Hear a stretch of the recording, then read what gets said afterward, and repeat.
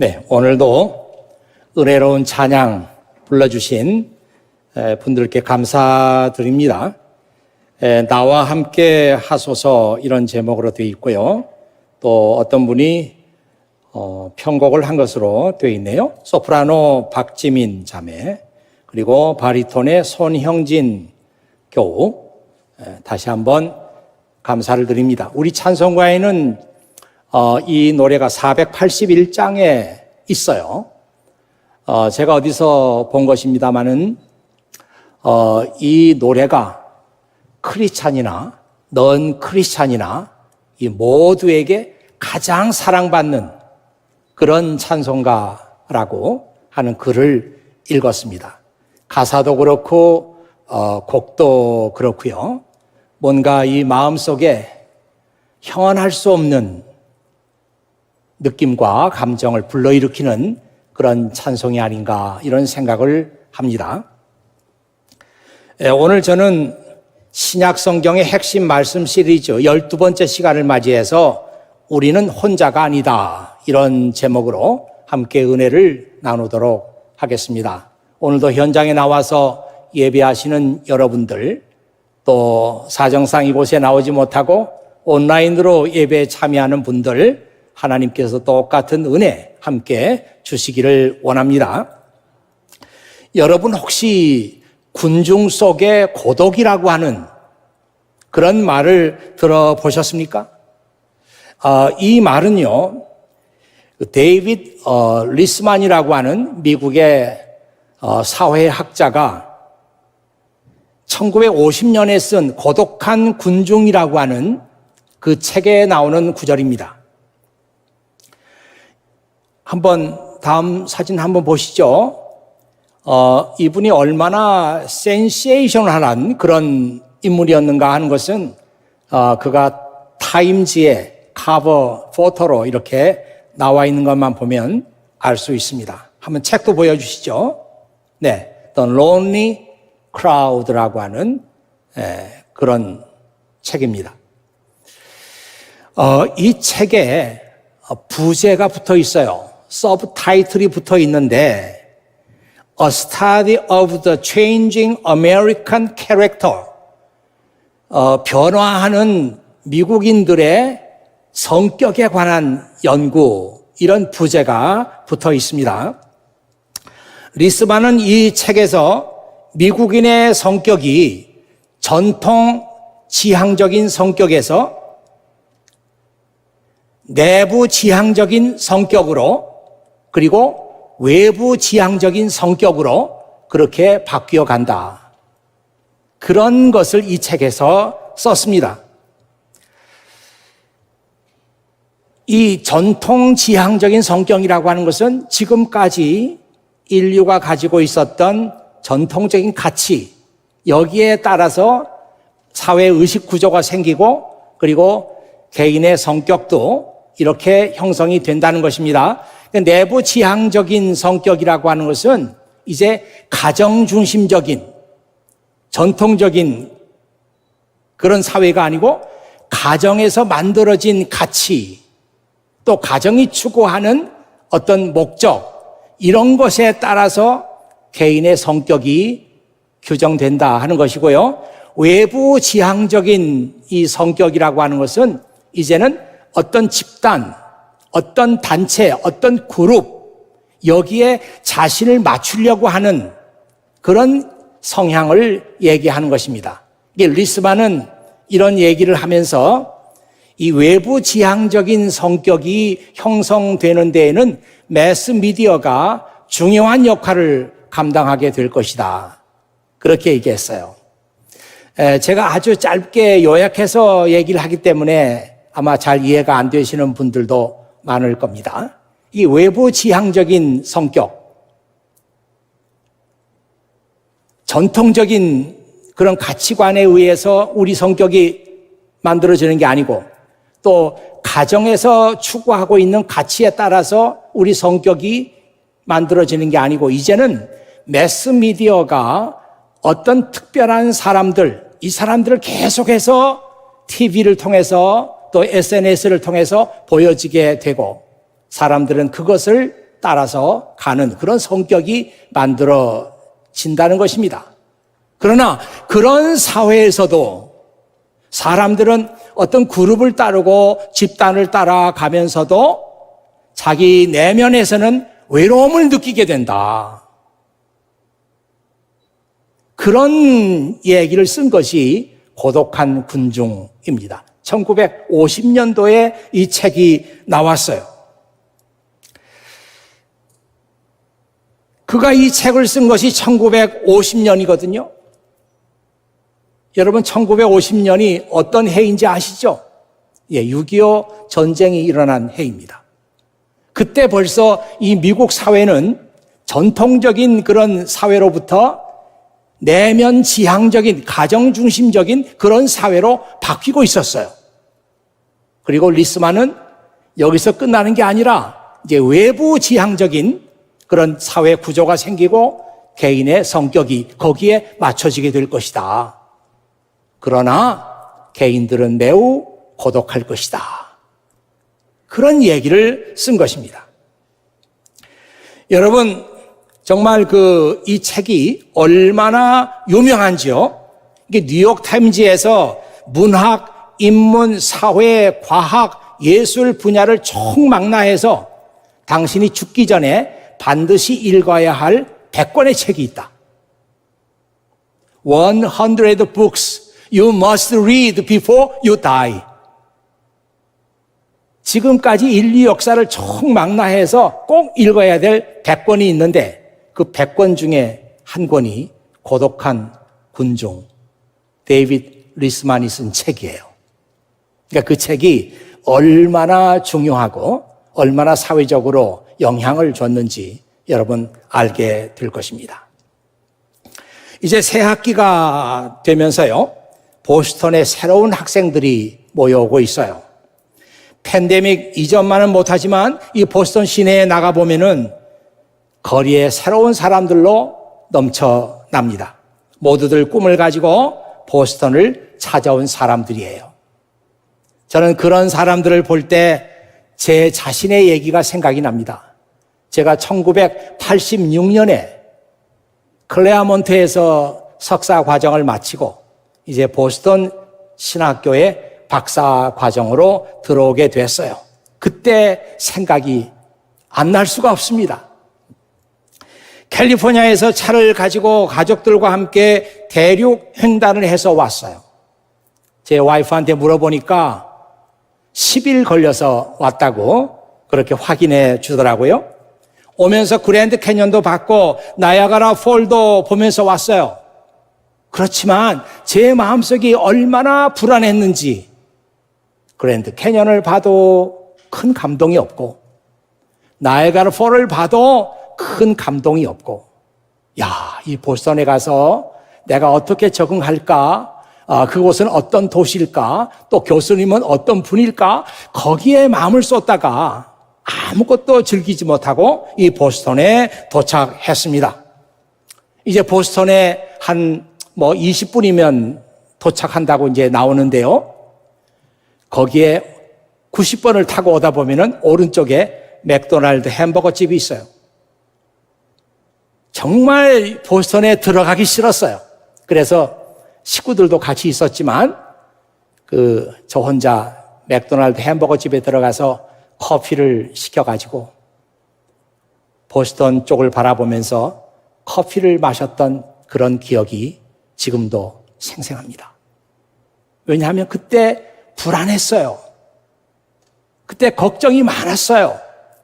이것이 하나의 트라우마가 된 것 같아요. 그래서 몇십 년이 지난 지금도 새로운 학생들을 보면 그때 제가 느꼈던 그 감정이 생각이 납니다. 저의 경우는 사랑하는 아내가 있었고 아이들이 있어서 그나마 이 보스턴 생활을 무난하게 시작할 수가 있었습니다. 그런데 지금 보스턴에 공부하기 위해서 혼자 오는 학생들을 보면은 한편으로는 대견하기도 하고 한편으로는 마음이 짠해요. 저 아이들이 지금도 부모님의 사랑을 받고 부모님의 보호를 받아야 할 때인데 혼자 와서 이 외로운 도시에서 어떻게 견딜 수 있을까? 이런 생각을 하면은 마음이 짠한 거예요. 기숙사에 가도 반겨주는 가족이 없으니까 얼마나 허전하겠어요. 그러다가 학교 생활에 문제가 생기고 몸이 아프고 또 계획대로 잘 되지 않고 또 경제적인 문제가 생기고 이럴 때 얼마나 집 생각도 많이 나고 부모님 생각이 많이 나겠습니까? 문제는 이 외로움을 우리가 어떻게 이길 수 있느냐 하는 것이죠.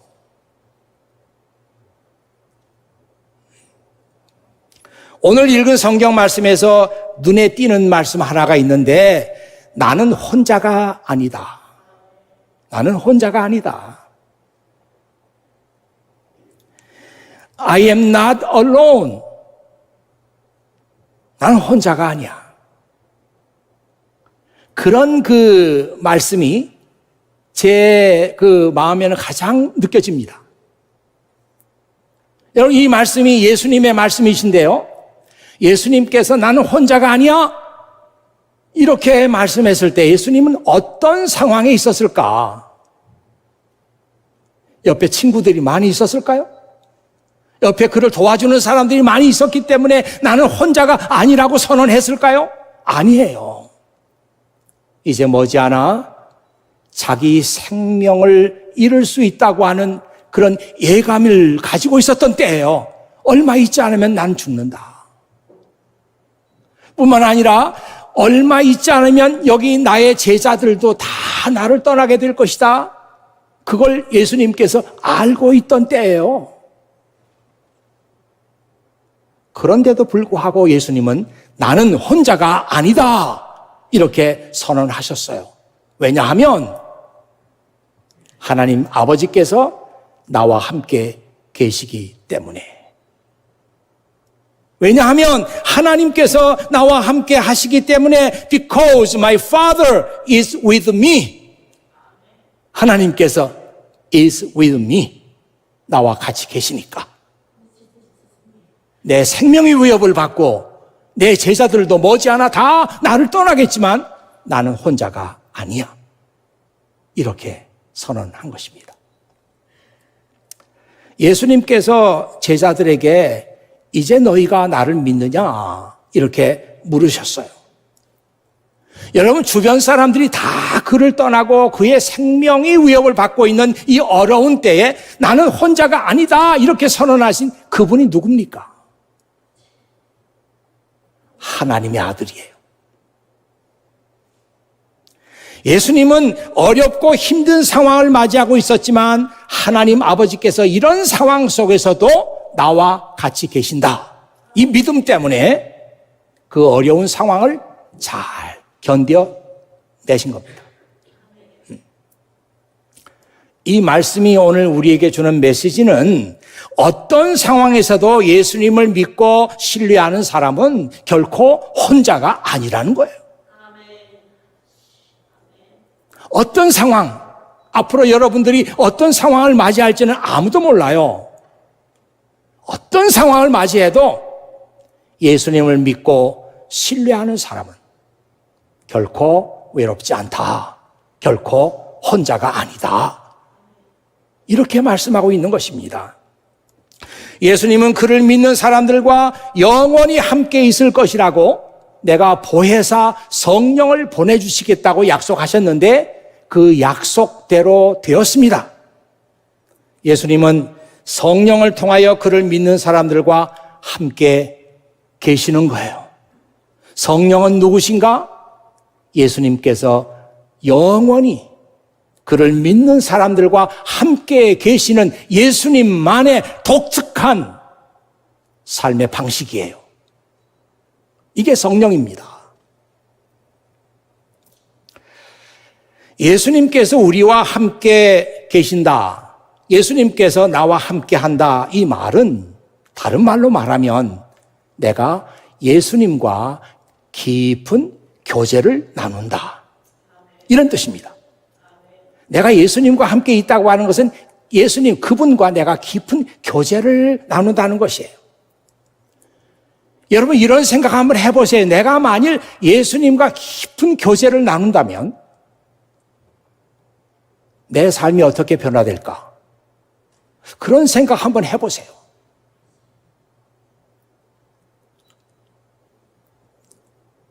정말 가치 있는 생각 아닙니까? 내가 예수님과 교제를 나누고 예수님과 아주 가까운 그런 close relationship을 가진다면 내 삶이 어떻게 변화될까? 성경은 뭐라 그러는가 하면 네가 만일 그런 예수님과 교제를 나누게 되면 너는 풍성한 열매를 맺게 된다. 이 말에 대해서 더 알고 싶은 분들은 집에 돌아가서 요한복음 15장 말씀을 읽으세요. 풍성한 열매를 맺게 된다. 이 풍성한 열매를 맺는다고 하는 것은 그냥 듣기 좋은 그런 말이 아니고요. 내가 예수님과 깊은 교제를 나누게 되면 너의 삶의 의미가 무엇인지 알게 되고 너의 삶의 목적이 무엇인지 알게 되고 그렇기 때문에 내가 기쁨의 삶을 살게 된다는 거예요. 이게 풍성한 열매를 맺는다고 하는 성경 말씀의 뜻입니다. 그래서 예수님은 하나님 아버지와 깊은 교제를 나누고 있었기 때문에 예수님께는 생의 목적이 분명했어요. 사명이 분명했어요. 생의 의미가 분명했어요. 그렇기 때문에 상황이 어떻게 변하든지 간에 그는 나는 혼자가 아니다. 나는 외롭지 않다. 그렇게 선언하신 것입니다. 데이비드 리스먼이 이런 얘기를 했어요. 조금 어렵지만 저는 이 얘기를 꼭 여러분과 함께 나누고 싶어요. 이 고독한 군중에 나오는 한 구절입니다. 이 얘기를 여러분과 함께 꼭 나누고 싶어요. 천천히 한번 보세요. If the other directed people should discover how much needless work they do, 외부 지향적인 사람들이 그들이 얼마나 쓸데없는 일을 하고 있는지 발견한다면, 그러니까 이 말이 무슨 말인가 하면은 외부 지향적인 사람들이 어떤 그룹을 따라가려고 하고 누구를 본받으려고 하고 모방하려고 하고 그런 거 있잖아요. 지금이 그런 때거든요. 그런데 그런 사람들이 마음에 고독을 느껴요. 그래서 이 고독을 해소하려고 이런 일도 해보고 저런 일도 하거든요. 이 데이비드 리스만은 이것을 needless work라고 그랬어요. 쓸데없는 일. If the other directed people should discover how much needless work they do.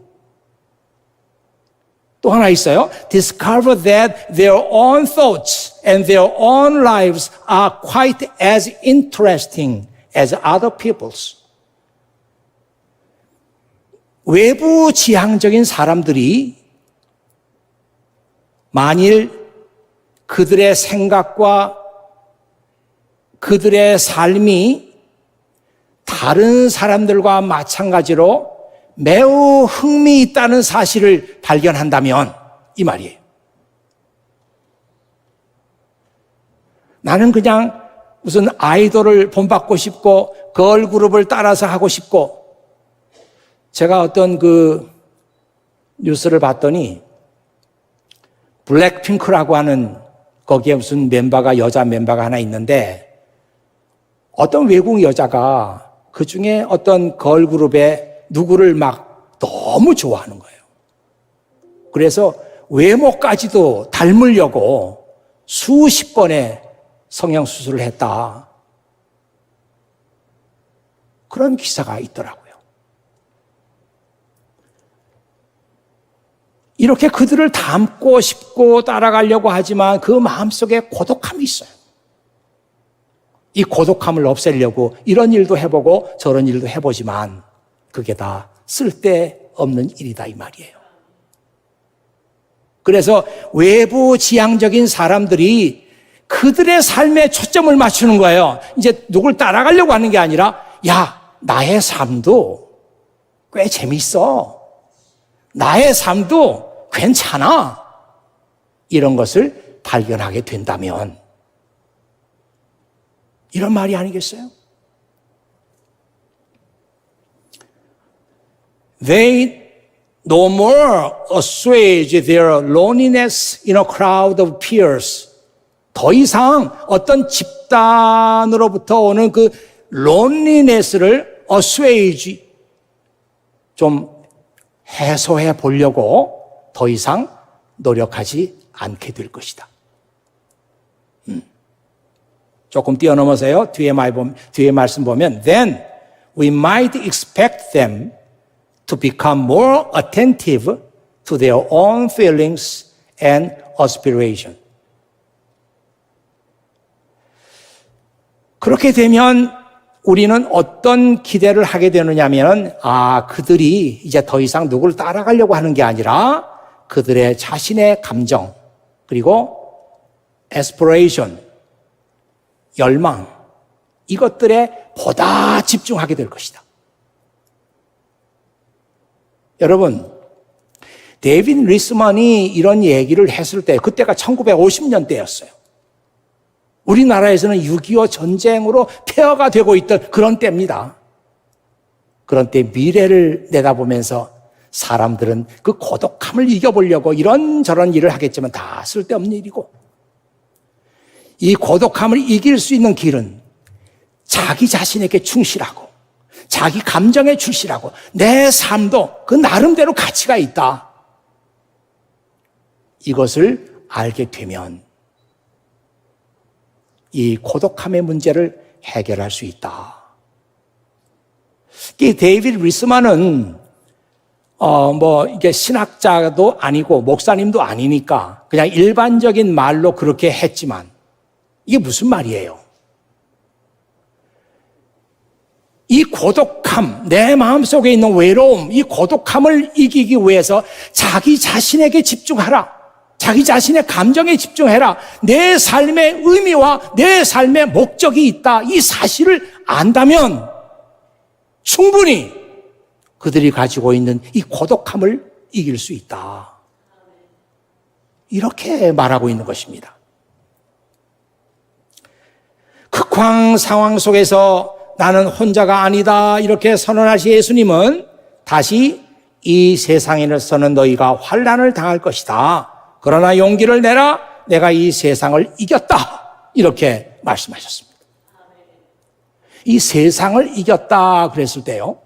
이 세상이라고 하는 그 단어, 이 세상이라는 단어가 그 그리스 말로 하면은 코스모스예요. 이 코스모스라고 하는 말이 질서, order, 질서란 뜻입니다. 또 조금 더 이렇게 길게 얘기한다면 an orderly, harmonious, systematic universe. 아주 그 조화롭게 잘 질서가 잡힌 우주. 이걸 코스모스라고 해요. 하나님께서 원래 지으신 이 세상은 이렇게 조화가 잘 되고 질서가 잘 잡혀 있고 아름다운 세상이에요. 그런데 왜 예수님께서는 너희가 이 세상을 살아갈 때 많은 환난을 받게 될 것이다. 많은 문제가 있을 것이다. 왜 그렇게 말씀했을까? 이 질서가 깨졌기 때문입니다.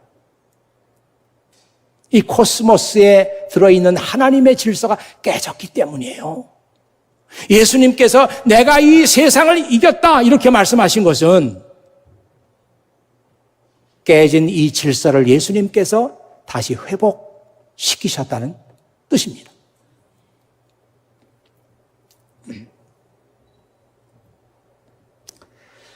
(1980년 1월 22일) 아침에 제가 이 연도와 날짜가 너무 충격적이어서 제가 기억하고 있는 거예요. 1980년 1월 22일 아침에 저와 제 아내는 결혼 앨범을 꺼내가지고 보고 있었어요.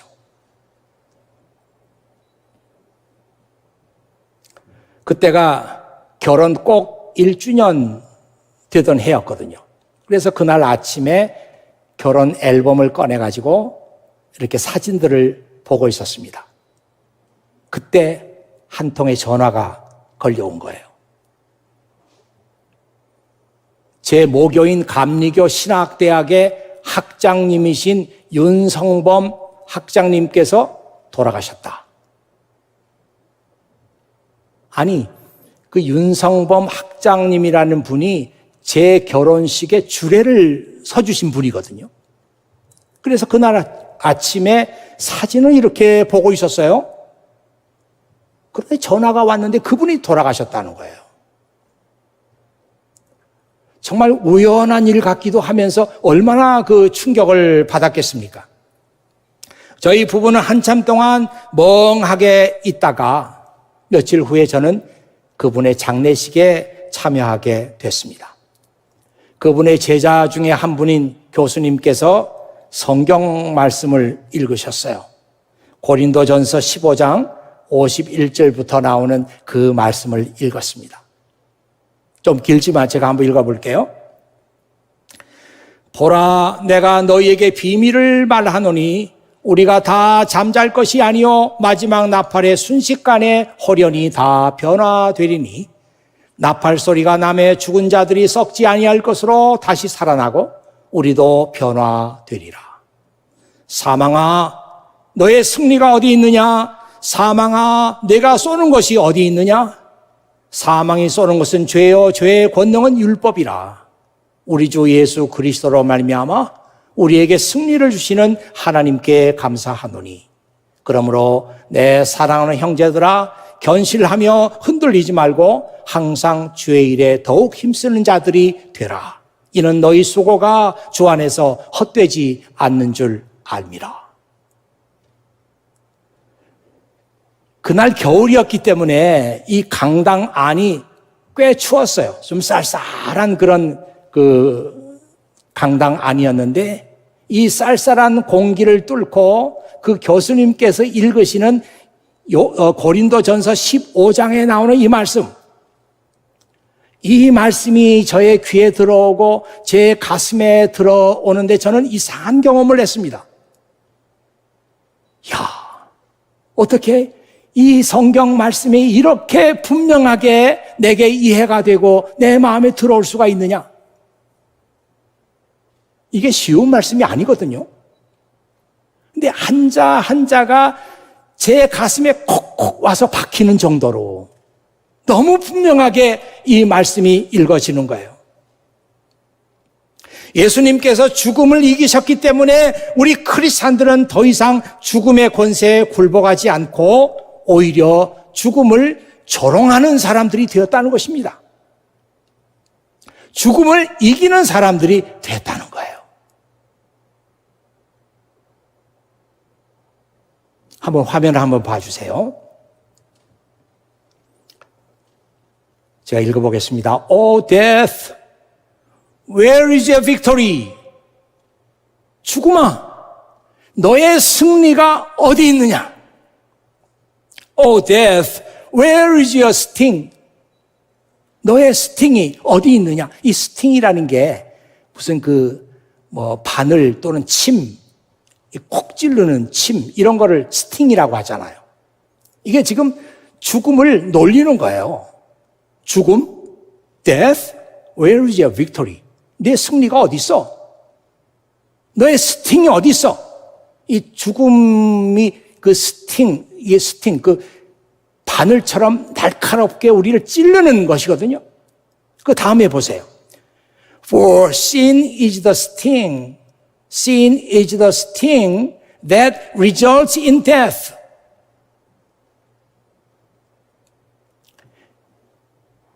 이 스팅이라고 하는 것이 sin이에요. sin. 죄가 스팅이에요. 그래서 저는 이 말씀을 읽을 때 그 스팅이라는 걸 독침이라고 번역을 해요. 독침. 죄가 독침을 갖고 있어요. 그래서 우리를 독침으로 찌릅니다. 찌르면 that results in death. 죽음을 가져와요. 아무도 예외될 사람이 없어요. 죄가 스팀을 가지고 있어, 독침을 갖고 있어가지고 우리를 콕 찔러요. 그러면 그 독침에 다 죽고 마는 거예요. 죄의 삭은 사망이니라. 그 말씀이에요. 자, 그 다음에 나오는 말씀이 무슨 얘기냐면은, Thank God. 하나님 감사합니다. He gives us victory. 주님께서 우리에게 승리를 주셨어요. Over sin. 죄에 대해서 승리를 주셨습니다. 이게 무슨 말이에요, 여러분? 이 죄가 스팅, 독침을 갖고 있는데 예수님께서 죄를 이기시니까 독침이 이제는 더 이상 효력이 없어요. 그렇게 됐단 말이에요. 예수님은 누구시냐? 우리의 죄를 해결하신 분이에요. 예수님께서 우리의 죄를 해결하시기 때문에 더 이상 우리는 죽음에 굴복하지 않습니다. 우리는 죽음을 두려워하지 않아요. 왜냐하면 예수님께서 우리의 죄를 해결하셨으니까. 여러분, 이 말씀을 잘 이해를 하셔야 돼요. 예수님께서 우리의 죄의 문제를 해결하셨다, 죽음의 문제를 해결하셨다고 하는 것은 무슨 의미예요? 예수님께서 더 이상 해결하지 못할 문제가 없다. 아니, 죄를 해결하셨다니까요? 죽음의 문제를 해결하셨다니까요? 누가요? 예수님께서. 그렇다면 예수님께서 우리의 삶에 일어나고 있는 모든 일들, 해결하지 못할 문제가 어디 있습니까? 내가 이 세상을 이겼다. 우리 예수님께서는 죽음도 이기셨어요. 내가 이 세상을 이겼다 이렇게 선언하신 분은 여러분의 삶 속에 일어나고 있는 많은 문제들을 이기게 하시는 분이에요. 여기 이기게 한다고 하는 말은 overcome이라는 단어를 씁니다. overcome. 극복하게 한다. 참 이게 좋은 단어거든요.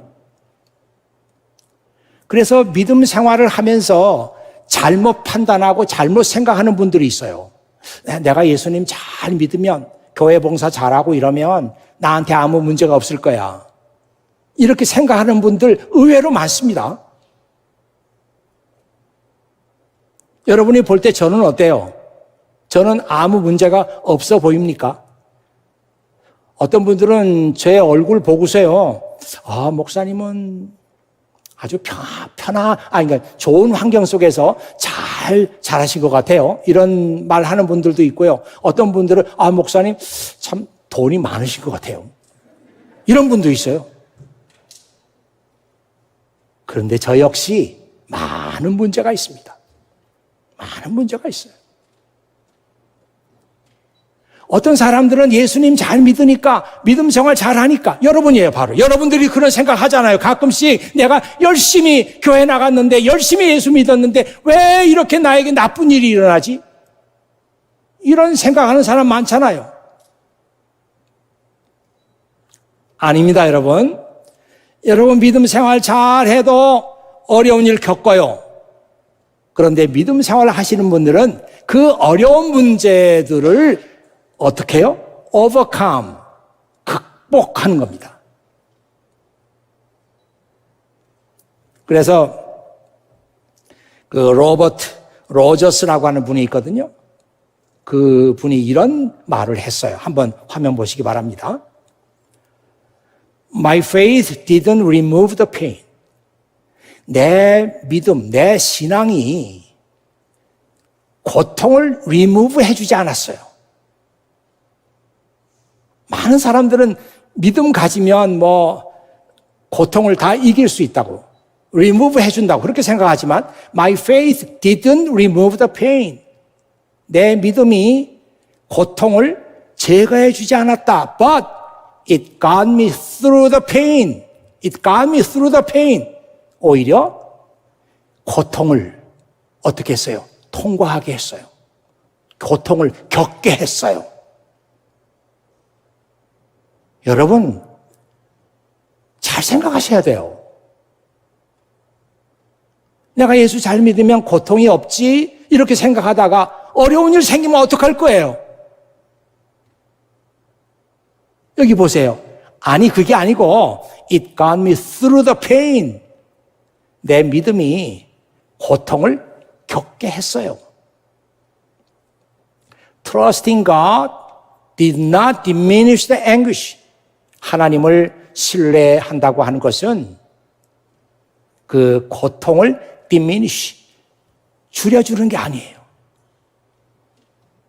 But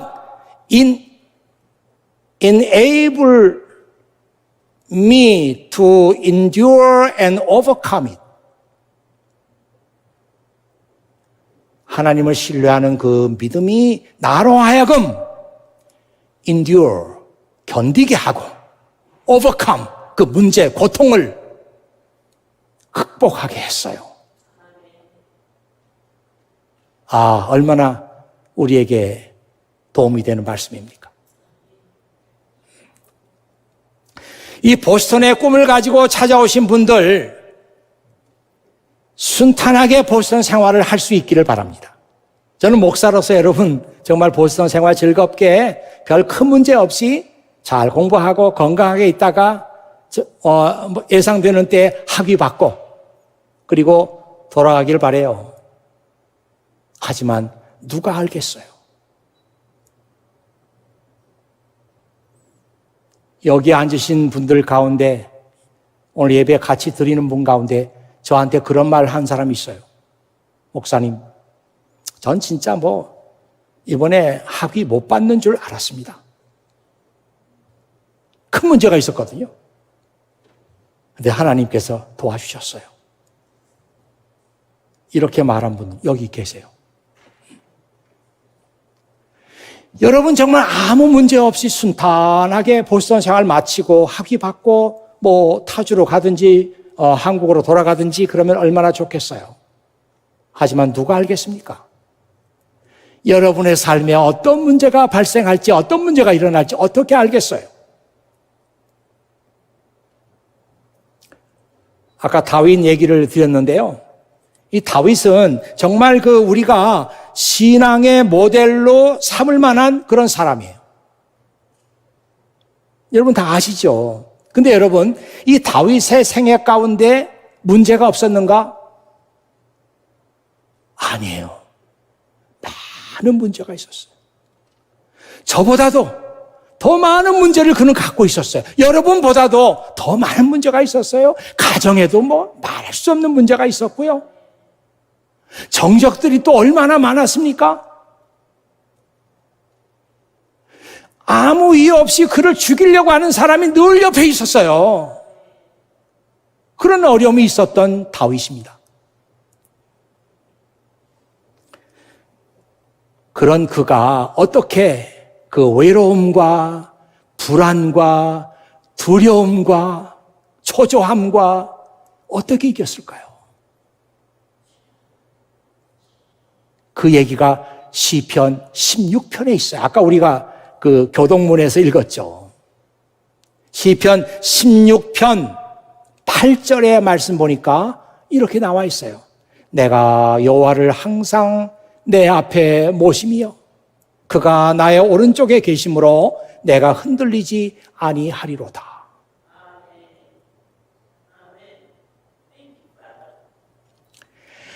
I have set the Lord always before me. 나는 항상 내 앞에 I have set the Lord, 주님을 항상 내 앞에 set, 뒀단 말이에요.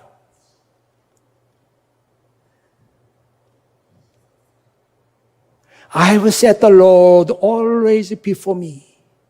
나는 항상 내 앞에다가 우리 주님을 모셨습니다. 우리 주님을 뒀습니다. 계속 볼까요? Because He is at my right hand. 그가 내 오른쪽에 계시기 때문에 I will not be shaken. 나는 흔들리지 않습니다. 나는 흔들리지 않습니다. 그가 내 앞에 항상 모셨다고 하는 그 로드, 주님이 누구예요? 나는 혼자가 아니다. 그렇게 선언하신 분. 내가 이 세상을 이겼다. 이렇게 선언하신 분. 에고 에이미, 나다. 모세가 호렙산에서 만났던 그 하나님. 바로 그분이에요. 나는 그분을 항상 내 앞에 모심이요. 그러므로 내가 흔들리지 아니할 것이라. 불안하지 않아요. 그분이 있으니까. 걱정되지 않아요. 그분이 내 앞에 있으니까. 내 오른쪽에 계시니까. 여러분, 이 보스턴 생활하면서 이 믿음 하나 가지세요. 내 앞에 항상 I have set the Lord before me. 내 앞에 항상 우리 하나님께서 계신다. 우리 주님께서 계신다. 내가 외로울 때 나는 혼자가 아니다. 이렇게 선언하신 그분 계신다. 내가 걱정이 되고 두렵고 어쩔 줄 모르겠어요. 그때도 I have overcome the world. 내가 이 세상을 이겼다. 극복했다. 이렇게 선언하신 분. 그분을 항상 여러분 앞에 I have set the Lord before me. 항상 내 앞에다가 그분을 모시겠다.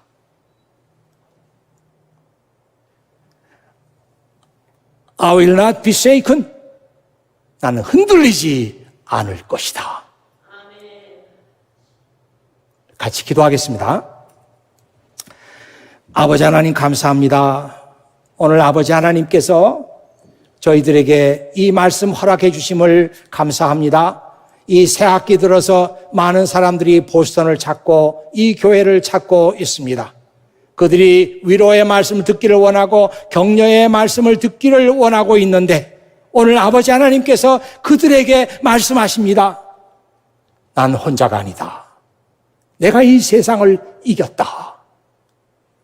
사랑하는 우리 형제 자매들이 이렇게 선언하신 그분을 항상 앞에 모실 수 있도록, 그래서 이 보스턴 생활 속에서 흔들리지 않도록 아버지 하나님께서 붙잡아 주시옵소서. 우리 구주 예수 그리스도의 이름으로 기도하옵나이다. 아멘.